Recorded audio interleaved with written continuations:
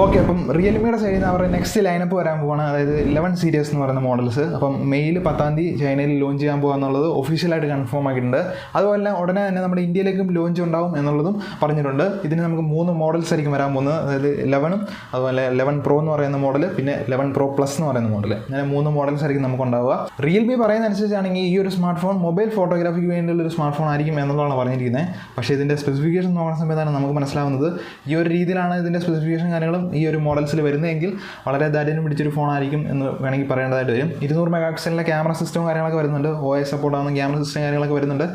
എങ്കിലും എന്താ പറയുക, ഒരു ഗിമിക്ക് എന്ന് വേണമെങ്കിൽ നമുക്ക് പറയാം. S23 അൾട്രയിലുള്ള മൂൺ ഫോട്ടോഗ്രാഫി ഒക്കെ ഇല്ലേ, അത് ചിലപ്പം ഈ ഒരു മോഡലിലും വരാൻ ചാൻസ് ഉണ്ടെന്നൊക്കെ ഇങ്ങനെ റൂമറായിട്ട് അറിയാൻ കഴിഞ്ഞിട്ടുണ്ട്.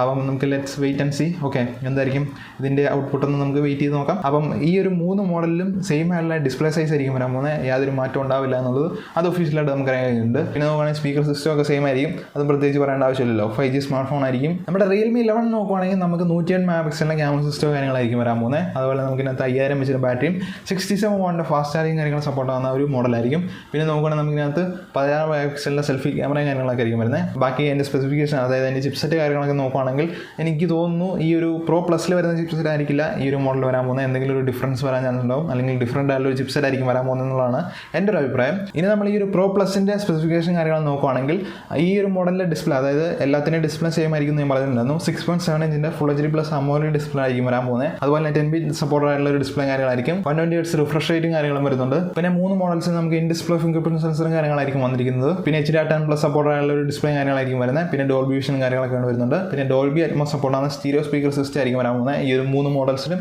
ഈ ഒരു സെയിം സ്പീക്കർ സിസ്റ്റം ആയിരിക്കും വരാൻ പോകുന്നത് എന്നുള്ളതാണ് ഇപ്പോൾ പറഞ്ഞിരിക്കുന്നത്. ചിപ്സെറ്റ് നോക്കുകയാണെങ്കിൽ നമുക്ക് ഈ ഒരു മോഡലിൽ വന്നിരിക്കുന്നത് മീഡിയാടെക്കിൻ്റെ ചിപ്സെറ്റാണ്. മീഡിയാടെക് Dimensity 7000 എന്ന് പറയുന്ന ആ ഒരു ചിപ്സെറ്റാണ് ഇതിൽ കൊണ്ടുവന്നിരിക്കുന്നത്.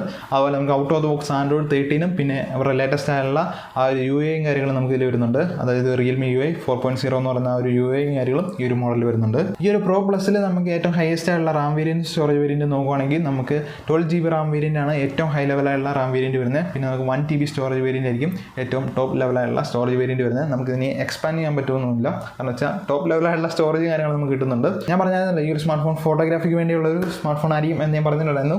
അപ്പം അതിനെ ബേസ് ചെയ്തുള്ള 200 മെഗാ പിക്സലിൻ്റെ ട്രിപ്പിൾ ക്യാമറ സിസ്റ്റമാണ് വരാൻ പോകുന്നത്. വിത്ത് OS സപ്പോർട്ട് ആവുന്ന ലെൻസും കാര്യങ്ങളായിരിക്കും ഈ ഒരു 200 മെഗാ പിക്സലിൻ്റെ പ്രൈമറി ക്യാമറ വരാൻ പോകുന്നത്. അതുപോലെ നമുക്ക് നോർമലി കാണുന്ന പോലെ തന്നെ 8 മെഗാ പിക്സലിൻ്റെ അൾട്രാ വൈഡ് ലെൻസും പിന്നെ 2 മെഗാ പിക്സലിൻ്റെ മാക്രോ ലെൻസും ആയിരിക്കും വരാൻ പോകുന്നത് എന്നുള്ളതാണ് ഈ പറഞ്ഞിരിക്കുന്നത്. പ്രീവിയസ് വെർഷൻ നോക്കുകയാണെങ്കിൽ നമ്മുടെ റിയൽമി 10 Pro Plus നോക്കുകയാണെങ്കിൽ നമുക്ക് 108 മെഗാ പിക്സലിൻ്റെ ക്യാമറ സിസ്റ്റമാണ് വന്നിരുന്നത്. അതിന് പകരം നമുക്കിവിടെ 200 മെഗാ പിക്സലിൻ്റെ ക്യാമറ സിസ്റ്റമാണ് വരുന്നത്. ഇതിൽ നമുക്ക് 4K 30 FPS ഒരു വീഡിയോ ഷൂട്ട് ചെയ്യാൻ പറ്റും എന്നുള്ളതാണ് ഇപ്പോൾ അറിഞ്ഞിരിക്കുന്നത്. സെൽഫി ക്യാമറ നോക്കുകയാണെങ്കിൽ നമുക്ക് 32 മെഗാ പിക്സലിൻ്റെ ക്യാമറ സിസ്റ്റമാണ് വരുന്നത്. അതുപോലെ നമുക്കിനകത്ത് 1080p 60 FPS ഒരു വീഡിയോ ഷൂട്ട് ചെയ്യാനുള്ള ഓപ്ഷൻ ഉണ്ടെന്നാണ് പറഞ്ഞിരിക്കുന്നത്. അപ്പം ഈ ഒരു ഇതിലാണ് ഇവരുടെ ഫോട്ടോഗ്രാഫി ബേസ്ഡ് ആയിട്ടുള്ള ക്യാമറ സിസ്റ്റം പോകുന്നത്. 5000 mAh ബാറ്ററി 100 വാട്ടിൻ്റെ അഡാപ്റ്ററും കാര്യങ്ങളാണ് ഈ ഒരു മോഡൽ കൊണ്ടുവന്നിരിക്കുന്നത്. ഫാസ്റ്റ് ചാർജിങ് സപ്പോർട്ടുള്ള അഡാപ്റ്റർ കൊണ്ടുവന്നിട്ടുണ്ട്. പ്രീവിയസ് വർഷം നോക്കുകയാണെങ്കിൽ 5000 mAh ബാറ്ററിയും 80 വാട്ടിൻ്റെ സൂപ്പർ വോക്ക് ഫാസ്റ്റ് ചാർജിങ് കാര്യങ്ങളായിരുന്നു കൊണ്ടുവന്നിരുന്നത്. അപ്പം നമ്മുടെ ചാർജിങ് ചെയ്യാനുള്ള അഡാപ്റ്റർ കുറച്ചുകൂടെ ഇമ്പ്രൂവ് ആക്കിയിട്ടുണ്ട്. പിന്നെ നമ്മുടെ ആ ഒരു കർവും കാര്യങ്ങളും ഡിസ്പ്ലേയിലുണ്ടാവും. അതായത് നമ്മുടെ 10 Pro Plusൽ ഉണ്ടായിരുന്ന അതേ ആ ഒരു ഡിസൈൻ, അതായത് ആ ഡിസ്പ്ലേ കർവും കാര്യങ്ങളും ഈ ഒരു മോഡലിലുണ്ടാവും എന്നുള്ളതാണ് പറഞ്ഞിരിക്കുന്നത്. അങ്ങനെ ഡിസൈനിൽ വലിയ മാറ്റങ്ങൾ ഉണ്ടാവില്ലായിരിക്കും എന്നാണ് പറഞ്ഞിരിക്കുന്നത്. അപ്പം ടോട്ടൽ ഇത്രയാണ് നമ്മുടെ ഈ ഒരു റിയൽമി 11 സീരീസിൻ്റെ ലൈനപ്പിനെ കുറിച്ച് പറയാനുള്ളത്. ഇവർ പറഞ്ഞിരിക്കുന്ന അതായത് മെയിൻ ഫോക്കസിങ് ഉണ്ടല്ലോ, ക്യാമറ ഫോട്ടോഗ്രാഫി കാര്യങ്ങളെന്നൊക്കെ പറയുന്നുണ്ടല്ലോ, അതിന് പറ്റിയൊരു ഫോണൊന്നും ഞാൻ പറയില്ല. കാരണം വെച്ചാൽ ബെറ്റർ ആയുള്ള വേറെ നല്ല സ്മാർട്ട് ഫോൺ നമുക്ക് അവൈലബിൾ ആണ്.